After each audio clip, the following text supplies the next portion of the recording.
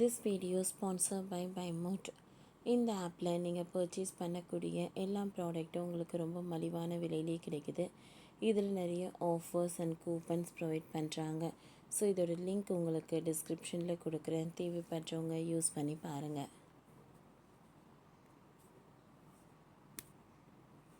வளைகுடா நாடுகளில் உள்ள பிச்சைக்காரர்களின் 90% பேர் பாகிஸ்தானியர்கள். Shock report.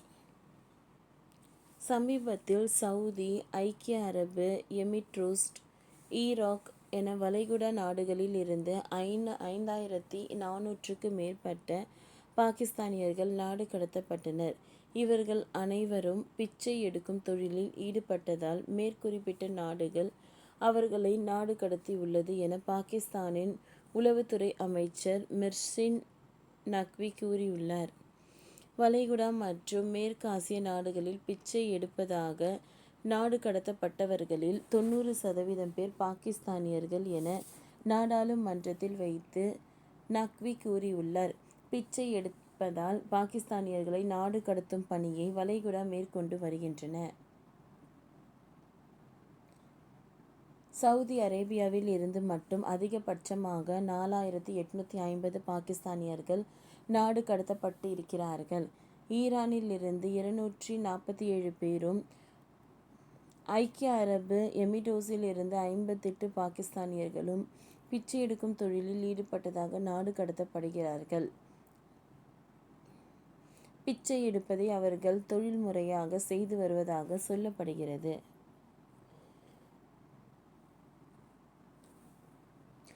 பாகிஸ்தானியர்களின் ஹஜ் போன்ற புனித யாத்திரை விசா எடுத்து வெளிநாடுகளுக்கு போகிறார்கள். அங்கு இந்த தொழிலை ஈடுபடுகிறார்கள். இது குறித்து பாகிஸ்தான் பாதுகாப்புத்துறை அமைச்சர் ஸ்வாஜி ஆசிஃப் கூறுகையில் 2.2 கோடி பாகிஸ்தானியர்கள் பிச்சை எடுக்கும் தொழிலில் ஈடுபட்டு வருகின்றனர். இது 3.3 லட்சம் கோடி அளவிலான முறைகேடு பொருளாதாரத்திற்கு பங்களிக்கிறது. இந்த பிரச்சினை காரணமாக சாதாரண பாகிஸ்தானியர்கள் வெளிநாடுகளில் வேலையும் அதற்கான விசாவும் கிடைப்பது கடினமாகி வருகிறது என்று கூறியுள்ளனர்.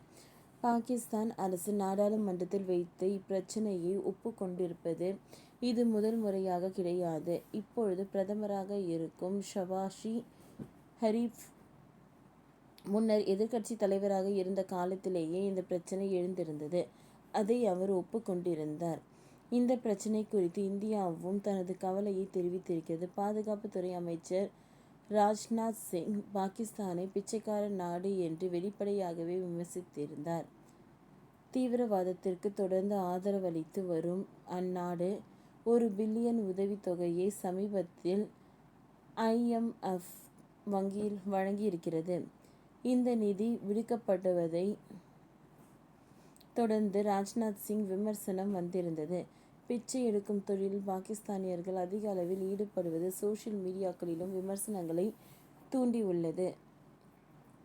பாகிஸ்தானிய பிச்சைக்காரர்கள் ஒரு தோல்வியுற்ற அரசின் உண்மையான வணிக மாதிரி என்று கூறியுள்ளார். அதேபோல இப்பொழுதுதான் பாகிஸ்தான் சிறந்த ஏற்றுமதியாளராக தெரிகிறது என்று விமர்சித்து வருகிறார்.